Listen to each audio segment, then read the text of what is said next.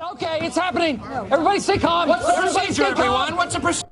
So we have the first official details coming from Sony about the PlayStation 5. And no, this is not a leak. This is not speculation. This is official coming from Sony, coming from Mark Cerny. So very exciting stuff here, very interesting stuff here, and I'm excited to dive into it. So it's kind of interesting too, because just the other day I talked about how I was getting really tired of the leaks, the constant PS5 leaks, the constant PS5 speculation, or just next-gen console leaks and speculation in general. And then here we are just a few days later with the first official details. It's almost like I have some kind of inside source and know when these things are going to happen. I'm just kidding. I do not. I had no idea this was going to happen, but hey, I'm happy it is.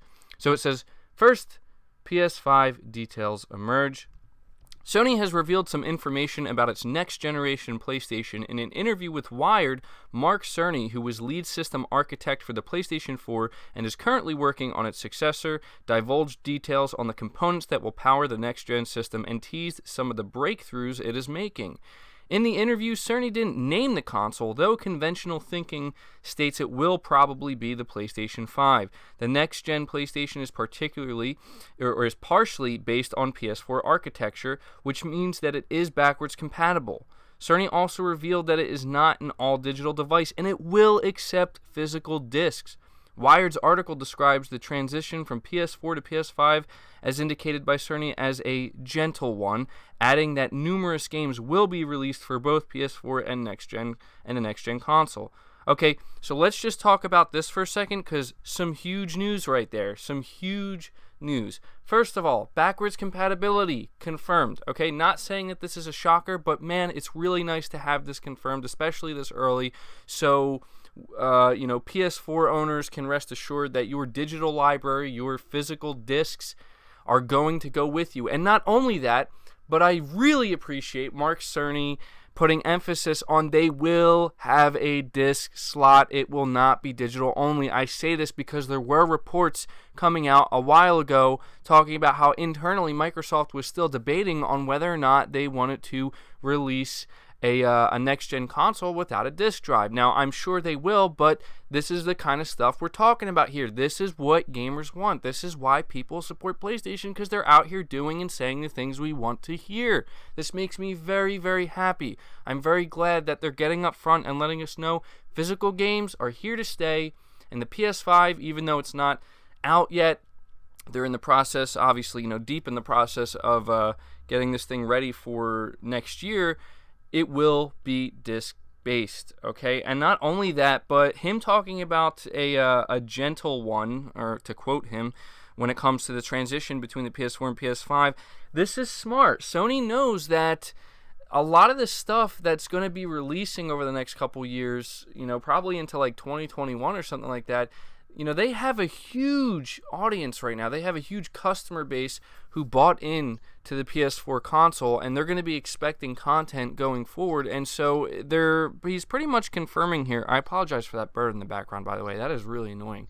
But he's pretty much confirming here that they are going to continue to release content for the PS4 for a while. And maybe I'm reading into this a little bit too much, but it almost seems like there's a chance there may not be PlayStation 5 exclusives at launch. Now, I'm just speculating there, but hearing the way he's saying this, talking about a gentle transition, that could be what he means, or he could just mean that some games, and this is something that I speculated about as well in a video, he could just be referring to the games we know about now, such as Death Stranding, The Last of Us Part 2, Ghost of Tsushima, maybe alluding to the idea that one or more of these games may release later than we were expecting. Maybe after the PS5 is even out, but because they were promised for the PS4, they will launch, as a cross-gen title. So very, very interesting stuff. Let's move on here, though. It says, housed in the console will be an AMD chip that has a CPU based on 3rd generation Ryzen. It'll have 8 cores of the 7nm Zen 2 microchip, although the console will support 8K. Displaying at this resolution will be dependent on TVs catching up The graphics, meanwhile, will be driven by a custom version of Radeon's Navi line. The graphics chip will support ray tracing, something which is starting to become popular in movies and video games. Although it is traditionally thought of as a lighting technique, Cerny says that there are implications beyond creating realistic environments. If you wanted to run tests to see if the player can hear certain audio sources or if the enemies can hear the player's footsteps, ray tracing is useful for that, he explained. It's all the same thing as taking a ray through the environment. In fact, audio is the main improvement Cerny is keen to talk about. The AMD chip will enable 3D audio, and this, according to Cerny, is key to immersing players deeper. This naturally led to discussions of PlayStation VR, and while Cerny didn't confirm whether a new version of Sony's headset will be released, the existing one will be supported. So I think it's obvious, yes, they're going to work on another generation of the PlayStation headset. Another key leap the next PlayStation will make comes through its hard drive. According to Cerny, developers told Sony that they want solid-state drives in the new hardware as opposed to the slower equivalents used in current consoles. These SSDs are relatively prevalent now in laptops, and what Sony is bringing to the next PlayStation is described as being specialized for the hardware. Cerny demonstrated the change an SSD introduces to gaming by comparing a load sequence from Insomniac's Spider-Man on the standard PS4 Pro and a dev kit of the next-gen PlayStation. On the former, it was about 15 seconds, while on the latter, it was 0.8 seconds. This, Cerny added, has implications on how the world can be rendered too, which in turn impacts how quickly Spidey can move through the world. On the new hardware, the camera moves through the city much quicker as the hardware is capable of keeping up with rendering requirements.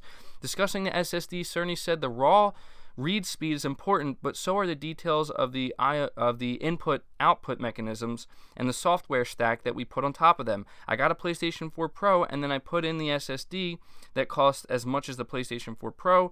It might be one-third faster. Cerny didn't provide any details on how the services or a broader overview of PlayStation's vision for the next generation of gaming, instead focusing on the nitty-gritty of its hardware. It is currently unclear when the console will be fully unveiled. Traditionally, Sony would have debuted its new PlayStation at E3, but the company will not have its usual press conference this year. This leaves PlayStation Experience or one of its new Nintendo Direct-like state-of-play streams. That is assuming it plans to do it this year. While Sony's plans are largely unclear, Microsoft is starting to come into focus. The company is set to have an E3 press conference this year, and head of Xbox Phil Spencer is going to go as big as E3 at E3 as we've ever been. In 2018, Microsoft confirmed that a new Xbox was in development, and it's expected that we'll see this next generation console at E3 2019. More immediately, it's been suggested that an all-digital Xbox One S will be announced soon. So, yes, some very big news here. Talking about the hard drive space and SSD, all stuff we want to hear, man. Like everything Mark Cerny just said, first of all, I'm really glad he did, because it's going to put a lot of these freaking constant leaks and rumors that people are making up to bed, right? And I think that's one of the reasons why Mark Cerny has came out here and said this, because they want it to be known that, look, when it comes, like they said here, to the nitty-gritty of these things, this is what you can expect. Obviously, we don't know everything yet. We don't know everything about the PlayStation 5, and like the article said here, we certainly don't know everything about PlayStation's vision. But we got a glimpse into a little bit of both here, right? We know clearly the PS5 is going to be a beast, man, and Sony's looking to make improvements with this console that go far beyond just a resolution bump. And that's good. That's what they need to do. And again, I have to reiterate, out of everything they said here, the thing that for me... The things that really make me get excited for the PlayStation 5, first of all, backwards compatibility. Now, he didn't go deep into it. Now, some people are probably wondering, well, does this mean they're just confirming it's just backwards compatible with the PS4? No, that's not what this means. You have to keep in mind that if Sony wants to drop a bombshell that every single generation of PlayStation game is backwards compatible with the PS5, they're certainly not going to do that in an interview here with Mark Cerny. But at the very least, what they can do is reassure current PlayStation 4 owners and players that, look, if you own a PS4, if you're buying games digitally or physically, you will be able to bring them forward with you. Don't worry. And then also reassuring people that, hey, there's going to be a little bit of a gentle transition here where you're going to expect to see some games that release both on the PS4 and the PS5. And I think that's also to kind of be expected. That's exactly what I was talking about in the video I made the other day, asking would anybody care if, you know, some of these games come out much later than maybe anticipated and they end up being cross-gen titles. I don't think anybody would care at all. I think people would be very happy about that, you know. Getting confirmation that the CPU is going to be based on the 3rd generation Ryzen. It'll have 8 cores, 7 nanometer, if I could speak. I'm getting ahead of myself here. 7 nanometer Zen 2 microchip. Hearing about 8K, hearing about the improvements in audio, 3D audio, all this stuff.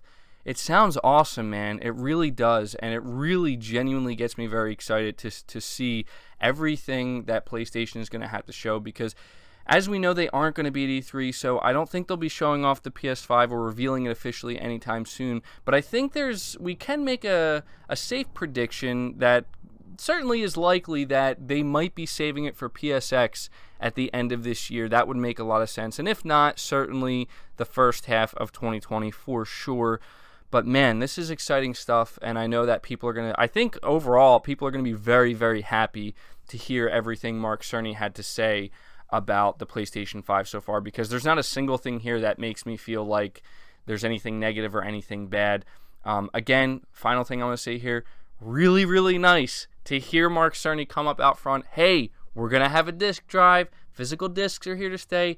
Thank you.